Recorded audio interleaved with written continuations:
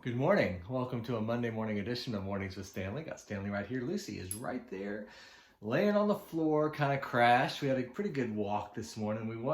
I thought I was going to avoid all the people who walk their dogs and their children to school, but we did not. I walked out and there they were coming down the street, so we had to go a little bit different route.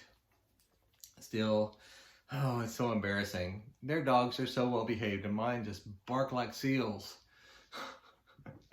It's like, there goes the worst trained dogs in the neighborhood. And it's really, there goes the worst trained owner in the neighborhood. Anyway. And then poor Lucy, her leg is giving out on her sometimes. And it happened a couple of times today. She walks great. I mean, she's doing better than she was, but still, she got up onto a yard and well, it's not the yard, that's Esplanade, in the middle of Willow Creek, and kind of stepped into a hole and fell flat on her belly. She looked at me like, I'm so embarrassed. But she got up and made it home. She's a trooper. Anyway, seeing other dogs does give her energy, as I said last week. And today was a non-row day, so I'm actually fairly early for me. I'm going to make it to work on time. That's so unusual. But this is work. I'm doing this as a part of my job. So I'm actually working now. So when I show up after doing Mornings with Stanley, I'm working at home. That's my reasoning. I'm going to have to get him out of here, because he's just going to stand here and look like, hey, I want to be petted. Isn't that true, mister? Isn't that true? You're such a good boy. You're such a good puppy. Okay.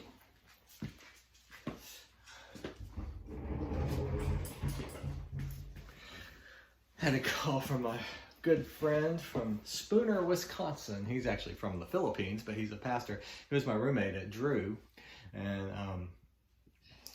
his wife and children joined him, and they were all our roommate, my roommate for a month, in the month of May 2002, and then they moved to Connecticut where he got a job, and then I moved back to Virginia.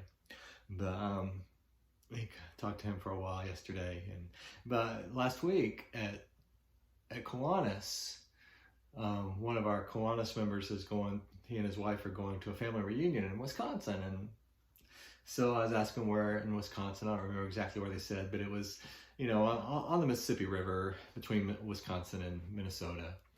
And so I said, is anywhere near Spooner? And the guest, who is the owner of our guest speaker, was the owner of the Cleburne Railroaders baseball team. He said, Spooner, Wisconsin. I went to high school in Spooner, Wisconsin. And anyway, so it's a small world. I don't think he's been there. His dad was a coach, and so he wasn't from there. He just went to high school there. I think he moved to different places. I think his dad might still live in Wisconsin, but not in Spooner. I don't think he's been there in 40 years, so he must be about my age, because I guess maybe a year old or so. But oh my goodness, my high school reunion will be 40 years next June, 40 years since I graduated. Here's our reading for today, Monday of week 14, Drifting into a Humanism. We turn now to another in him passage, and a very important one. Now is the Son of Man glorified, and in him God is glorified. That's John 13:31. In him God is glorified. This is important, for this is unlike the Hindu system where you pick out the God you choose, your Ishtadeva, your chosen deity, and let the rest go. In him, you do not let God go and concentrate on Jesus. When you concentrate on Jesus, God is glorified.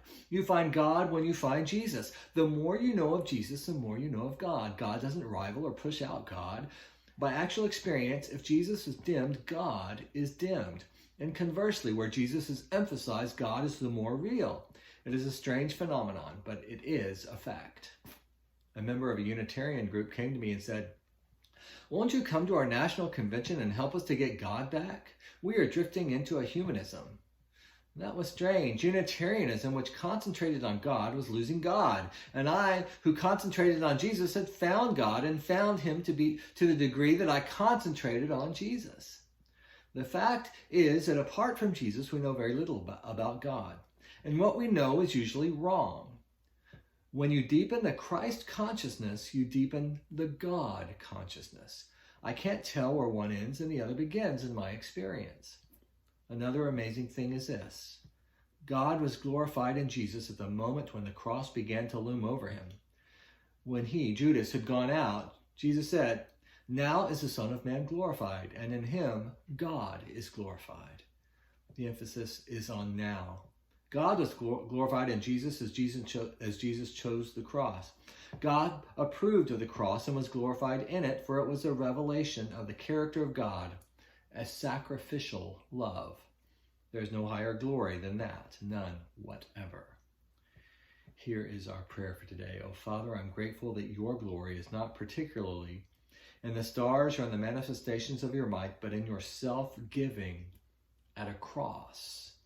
Such a God can have my heart and have it without qualification, for at the cross I see the heart of my Father, and I'm satisfied.